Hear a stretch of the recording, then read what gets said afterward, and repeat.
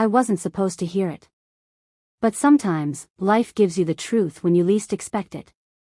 That evening, I was watering the roses along the fence line between my yard and Mark's. The summer air was heavy, the kind of sticky warmth that carried voices further than people realized. And that's when I heard him. Mark's deep laugh rolled across the yard, followed by words that made my stomach twist. She won't last another year in that house. Once she signs, it's mine. I froze, the watering can trembling in my hand. He was on his phone, pacing near his back porch. His tone was casual, almost smug, as if he was talking about a deal he had already closed. My house. The one I had built my life in. The one my husband and I had poured every ounce of love and sweat into for over 30 years. To him, it wasn't a home. It was prey. My name is Grace. I was 61 when I overheard those words, and in that instant, the world I thought I knew tilted on its axis. Because Mark wasn't just a neighbor. For years, he had been the man who waved as he mowed his lawn, who offered to shovel my driveway in the winter, who brought over leftover pie at Thanksgiving. A widower like me, or so he claimed. Someone who understood loss, who made small talk about how the world seemed to move faster than people our age could keep up with. I had trusted him. And yet, that night, I realized all his smiles, all his helpful gestures, had been nothing more than bait. To understand why his words cut so deep, you need to know about my house. It wasn't just wood and brick. It was memory. My husband, James, and I bought it when we were newlyweds, a modest two-story on the edge of town, with peeling paint and a yard that needed more love than we thought we had. But James was determined. This will be our forever home, he had said, his hand warm around mine as we stood in the empty living room. We'll raise our kids here. Grow old here. Make it ours. And we did. We painted every wall. Built shelves with our own hands. Laid down a garden out back where every summer, tomatoes and roses grew side by side. The house became the backdrop of our life. Birthday parties in the kitchen. Christmas mornings by the fireplace. Quiet evenings on the porch swing, just the two of us watching fireflies. Even after James passed away, too soon, too suddenly, the house held him. His laugh in the walls. His touch in the wood. His love in every corner. It was my anchor. My sanctuary. And to hear Mark speak of it as though it were a prize waiting to be claimed. It felt like a second death. At first, I tried to tell myself I had misheard. That maybe he meant something else. But as the days passed, small cracks began to show. Neighbors mentioned that Mark had been asking questions, about me, about whether I planned to keep the house all alone. At the grocery store, I overheard him casually telling the clerk, "Poor Grace. That place is just too much for her these days." And at a neighborhood barbecue, he leaned in with a smile that didn't quite reach his eyes. "You know, Grace," he said smoothly, "it might be time to think about downsizing. Big house like that? It's a lot for one person. I could help you with the paperwork if you ever consider selling." My skin crawled. Because suddenly, every act of kindness, every neighborly gesture, looked different. The pies. The snow shoveling. The constant offers of help. They weren't friendship. They were calculation. I would lie awake at night, staring at the ceiling, replaying his words. She won't last another year in that house. The audacity of it. The certainty. As if I were already halfway gone. As if I were too fragile, too naive, to notice the trap he was laying. But I noticed. Oh, I noticed. I thought about James often in those days. About how proud he had been of the life we built, how fiercely he had loved our home. He used to joke, "This house is stubborn, just like you. It'll stand as long as you do." And now, it felt like Mark wanted to test that promise. Well, he was about to learn just how stubborn I could be. Because if he thought he could pressure me, manipulate me, and strip me of the one thing that still tied me to James, he had another thing coming. But I didn't confront him that night. Not yet. Because anger burns hot, but revenge requires patience. So I smiled when I saw him. I waved back when he waved. I even accepted another slice of his pie, though it tasted like ash in my mouth. And while he thought I was soft, pliable, ready to be nudged into his trap, I was already sharpening my claws. Mark believed he was playing a game with a frail widow. But what he didn't know was that I had already lost once. And I wasn't about to lose again. Not to him. Not to anyone. The days after I overheard Mark's phone call were some of the strangest of my life. Because on the surface, nothing had changed. He still waved when I pulled into the driveway. He still strolled over with a grin when I worked in the garden. He still asked about my health in that syrupy, concerned tone that was meant to sound like care. But now, every word felt like poison wrapped in honey. And worse, I started hearing whispers from other people too. It began at the pharmacy. Grace, the woman behind the counter, said gently, "Mark was just in here the other day. He mentioned you'd been having a hard time keeping up with the house. Are you okay?" I blinked at her, forcing a polite smile even as my stomach dropped. "I'm fine. The house is fine." "Oh, good," she said, relief flooding her voice. "You know how people talk." Yes. I did. And now I knew who was making them talk. At the post office, the clerk leaned across the counter, lowering her voice. "Grace, honey, I heard you might be thinking of selling. Is that true?" I stared at her, heat rushing to my cheeks. "Selling? Where did you hear that?" She shrugged. "Mark mentioned it. Said he was worried the upkeep might be too much for you. People around here just want to make sure you're taken care of." I smiled tightly, thanked her, and walked out with my hands shaking. Taken care of? No, stripped down. Manipulated. Controlled. By the time the church potluck rolled around that weekend, the rumors had spread like wildfire. "Grace, you're looking tired," one woman said sympathetically, patting my arm. "Maybe moving into something smaller would be easier." Another leaned in conspiratorially. "Mark said he'd be happy to help with the sale when the time comes. Isn't he such a good neighbor?" Good neighbor. If only they knew. That night, as I washed dishes alone in my kitchen, the memories came flooding back again. James and I had spent years turning this place into more than a house. We patched the roof after a storm. Refinished the hardwood floors together. Painted the shutters navy blue because he said it reminded him of the ocean. Every inch of it was ours. And now, this man, this snake, was whispering in ears, twisting stories, trying to make it sound like I couldn't handle it anymore. As if age had turned me invisible. As if widowhood had made me weak. But I wasn't weak. And Mark was about to learn that the hard way. The final straw came 2 weeks later. I came home to find Mark on my porch, clipboard in hand, grinning like a cat with cream on its whiskers. "Grace," he said warmly. "Just the person I wanted to see. I've been thinking about your situation, and I might have a solution." My situation. I forced my lips into a smile. "Oh. And what's that?" He held out the clipboard. "A friend of mine is in real estate. He specializes in quick sales, no fuss. If you sign here, he can start the process right away. You'd be out of this big, heavy place in no time, and with cash in hand. Doesn't that sound nice?" I took the clipboard, my eyes scanning the paper. The jargon was thick, but one thing was clear: it was a contract that would lock me into selling my home for far less than it's worth. He had already filled in the address. Already left space for my signature. As if this had been decided. As if my life was his to arrange. I looked up slowly, meeting his eager eyes.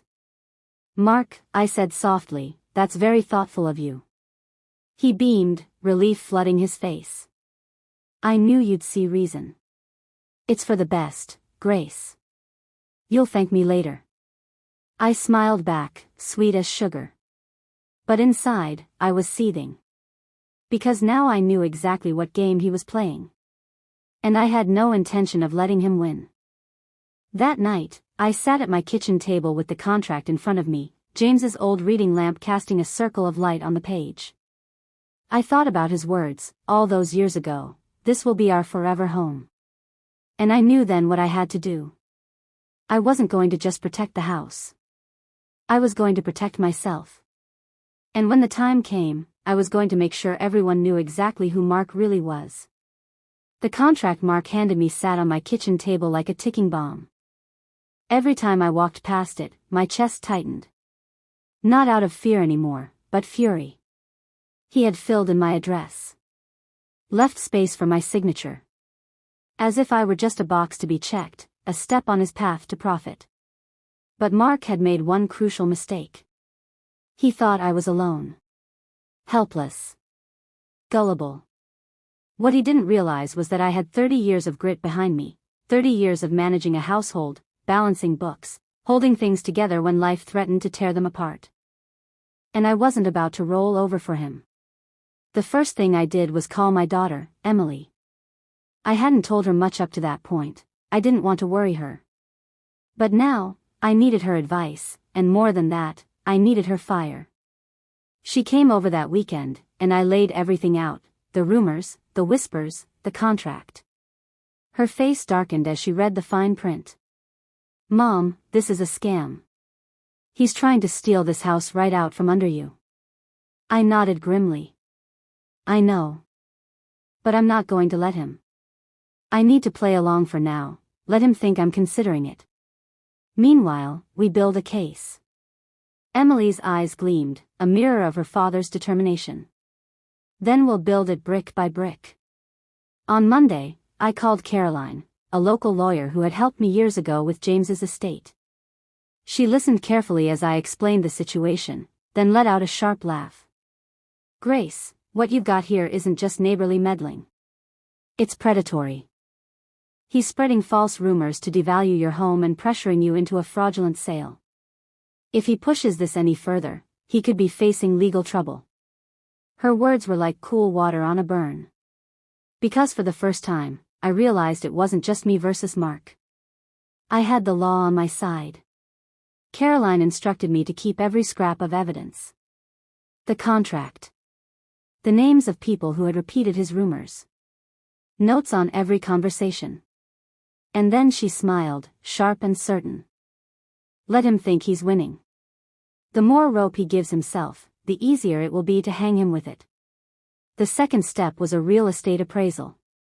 Emily helped me set it up with a reputable agent, a kind woman named Diane who walked through the house with me, pointing out the hardwood floors James and I had refinished, the updated wiring, the blooming garden out back. "Grace," she said warmly, "this property is worth 3 times what this so-called contract suggests. Don't you dare sell for less than that." I smiled, a weight lifting off my chest. Because for weeks, Mark had been trying to convince me my house was a burden. But in reality, it was an asset. A treasure. And now I had the paperwork to prove it. The third step was more personal. I started paying attention. Every time Mark made a comment, every time he offered help, I noted it down. When he dropped hints to neighbors about me slowing down, I jotted their names next to the dates. I became my own investigator, quietly documenting the story he was spinning, a story I would one day unravel in front of everyone. Meanwhile, I continued to play my role. When Mark caught me outside trimming the hedges, he chuckled, "Careful there, Grace. Don't overdo it. You don't want to wear yourself out." I smiled sweetly. "Oh, you're probably right, Mark. Maybe I'll think about that contract." His eyes lit up, just for a moment. And I knew then that he truly believed he had me. But inside, I was already picturing the day I'd pull the rug out from under him. The day I'd lay his lies bare in front of the very people he had fooled. The day he'd finally see that I wasn't the helpless widow he thought I was. One evening, I sat on the porch with Emily, the warm glow of the sunset painting the house in gold. "Dad would be proud of you," she said softly. "For fighting for this place. For not letting him take what you built together. I swallowed hard, my throat tight. Because I could almost hear James in the creak of the porch swing, almost feel his hand in mine. And I knew, deep down, that she was right. This wasn't just about a house. It was about my dignity. My independence. My future. And no neighbor, no snake in the grass, was going to take that from me. By the time the next community meeting was announced, I was ready. Mark didn't know it, but I had the contract tucked safely in a folder, the appraisal neatly documented, the lawyer on standby, and a growing list of neighbors who had repeated his false words. He thought he was walking into a stage where he'd finally corner me, where he'd use his voice to sway others and pressure me into surrender. But what he didn't realize was that I had been quietly building my own stage. And soon, the spotlight would be on him. The night of the community meeting, I felt the weight of it in my chest. For weeks, I had kept my anger under wraps, smiling when Mark smiled, nodding when he spoke, playing the part of the frail widow who might just be ready to downsize. But tonight, the mask would come off. And when it did, I wanted every single person in that room to see the truth. The meeting was held in the old town hall, a drafty building with creaky wooden floors and folding chairs lined up in neat rows. I had sat in that room dozens of times before, listening to talk about zoning laws, potholes, and fundraising for the fire department. But that night, the air buzzed with something different. Mark had been working hard, whispering in ears, sowing his story. People were already looking at me with those pitying eyes, the kind that made my skin crawl. She shouldn't be alone in that big house, I heard one woman murmur. Mark's just trying to help her, another replied. I clenched my fists in my lap, steadying my breath. Let them believe him for now. It would make the reveal all the sweeter. Mark stood near the front, his suit pressed, his tie neatly knotted, his face carrying that same smug smile I had seen too many times. He caught my eye and winked, as if we were partners in some private game. I forced my lips into a polite curve, but inside, I was already picturing his face when it all came crashing down. When the meeting began, the usual agenda items passed quickly. Road repairs. The summer festival. And then, almost too smoothly, the conversation shifted. Mark cleared his throat and stood, his voice ringing out with practiced sincerity. Friends, he began, I want to bring up something that concerns all of us. Our dear neighbor Grace. Dozens of eyes turned toward me. I sat tall, hands folded calmly in my lap, though my heart hammered against my ribs. Mark continued, his voice full of false concern. Grace has been struggling. We all know her late husband, James, took such good care of their home. But since his passing, it's been difficult. The house is too big, the upkeep too much. She's told me herself how exhausting it can be. A murmur rippled through the crowd. Heads nodded. Eyes softened. He was reeling them in, line by line. He went on, his words smooth as butter. I worry about her. I really do. And I think it's time we, as her community, step in and help guide her toward the best solution. A smaller home. A simpler life. Somewhere she can be safe and cared for. He paused, letting the words sink in. And then, with a dramatic flourish, he held up the clipboard. I've even spoken to a trusted realtor. There's already paperwork drawn up. All she needs to do is sign, and this burden will be lifted. The room buzzed. Some people nodded approvingly. Others looked at me with sympathy, as if waiting for me to crumble and thank him. Mark smiled, confident, certain that the trap was about to snap shut. But then I stood. May I speak? I asked, my voice steady. The room quieted. All eyes turned to me. Mark gestured graciously, though his jaw tightened ever so slightly. Of course, Grace. I stepped forward, unfolding the folder I had brought with me. First of all, I began, scanning the faces around me. Thank you all for your concern. I know many of you care deeply. But there's something you should know before you believe everything you've heard. I laid the contract flat on the table. This is the paperwork Mark brought to my house. It wasn't an act of kindness. It was a contract designed to force me into selling my home for a fraction of its actual worth. Gasps rippled through the room. Mark's smile faltered. Now, Grace. I held up a hand. I'm not finished. I pulled out the appraisal Diane had given me, holding it high so everyone could see. This, I said, my voice sharp now, is the official appraisal of my property. It's valued at 3 times what Mark's contract suggests. 3 times. He knew that. But he counted on me being too old, too naive, too weak to notice. The murmurs grew louder. People exchanged shocked glances. Mark's face flushed red. That's not true. I cut him off, slamming the folder shut. I have spoken with my lawyer. I have documented every rumor, every false story you've spread about me. People at the pharmacy. At the post office. Even here, in this very room. You've been poisoning the well, Mark. Trying to make me look incapable so you could swoop in and profit off my loss. The silence that followed was deafening. Mark's mouth opened and closed, but no words came out. Then, from the back of the room, a voice rang out. I heard him say it too, one neighbor called. Told me she wouldn't last another year in that house. Another voice chimed in. He told me she was planning to sell already. Made it sound like a done deal. More voices joined, one after another, until the whole room seemed to turn against him. Mark's smug confidence collapsed before my eyes. His face pale, his body stiff, his eyes darting wildly for an escape. And there I stood, steady and unflinching, finally in control. I may be a widow, I said firmly, and I may be in my 60s. But I am not weak.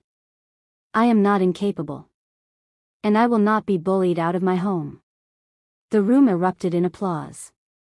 And in that moment, I felt James beside me, proud, steady, reminding me of the stubborn strength he had always admired. Mark stumbled through a half-hearted denial, his words drowned out by the crowd. But it didn't matter anymore. The truth was out. His mask was shattered. And he would never recover his reputation in this town. After the meeting, the hall emptied in a rush of voices. Neighbors who had once looked at me with pity now squeezed my hands, hugged me, patted my shoulders. Good for you, Grace. You showed him.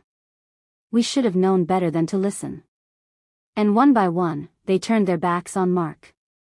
He stood near the door, shoulders hunched, his clipboard hanging limp in his hand. The confident grin he had worn for months was gone, replaced by something smaller, meaner, the look of a man caught in his own trap.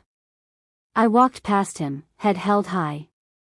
He opened his mouth, as if to protest, to explain, but no words came. And in that silence, I knew the battle was over. The days that followed were like watching a storm finally pass. For months, Mark had controlled the whispers, spinning his story, planting seeds of doubt. Now, those whispers had turned against him. At the grocery store, people avoided his aisle. At church, they no longer invited him to sit near the front.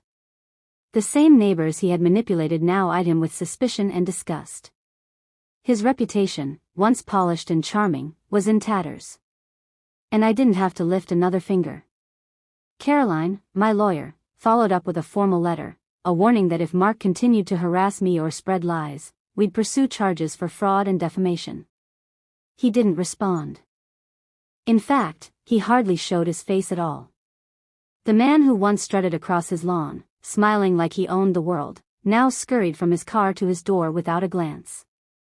And I'll admit it, every time I saw him shrink a little smaller, I felt a spark of satisfaction. Not because I enjoy cruelty. But because he had tried to strip me of my dignity, my independence, my home. And instead, he had stripped himself of everything that made him powerful. As for me, life began to bloom again. I tended the garden James and I had planted, watching the roses climb higher than ever. I painted the shutters a fresh coat of navy blue, just like he loved. I filled the house with laughter again, Emily, her kids, Friends who came for tea and left with stories of the meeting that had silenced Mark once and for all. The house felt lighter somehow. Not just because I had defended it, but because I had defended myself. A few weeks later, Diane, the real estate agent, stopped by with the finalized appraisal. "Grace," she said warmly, "if you ever do decide to sell, on your terms, you'll walk away with more than enough to start any new chapter you choose." But honestly? She glanced around the living room, her smile soft. "This house suits you. It always has." I smiled, my heart swelling with pride. Because she was right. This wasn't just a house. It was my story. And for the first time in months, I knew no one could take that away from me. One evening, as the sun dipped low and painted the porch in gold, Emily sat beside me on the swing. "You were amazing, Mom," she said quietly. "Dad would have been proud." I swallowed, blinking back tears. "I just did what I had to do." She squeezed my hand. "No. You showed everyone who you really are. Strong. Fierce. Stubborn as ever." I laughed softly. Stubborn, maybe. But sometimes that's all it takes. As the crickets began to sing and the stars peeked out, I thought about Mark, sitting alone in his darkened house, reputation ruined, schemes collapsed. And I thought about James. About the promise he made when we bought this place: "This will be our forever home. It'll stand as long as you do." And I smiled. Because I was still standing. And the house, our house, stood with me. That night, I slept soundly for the first time in months. Not because Mark was gone, but because I had proven something to myself. That betrayal can sting. Lies can spread. And people can underestimate you. But when you hold your ground, when you fight back with patience and truth, you don't just survive. You thrive. And sometimes, the sweetest revenge isn't revenge at all. It's living your life, fully and freely, in the very place they tried to take from you.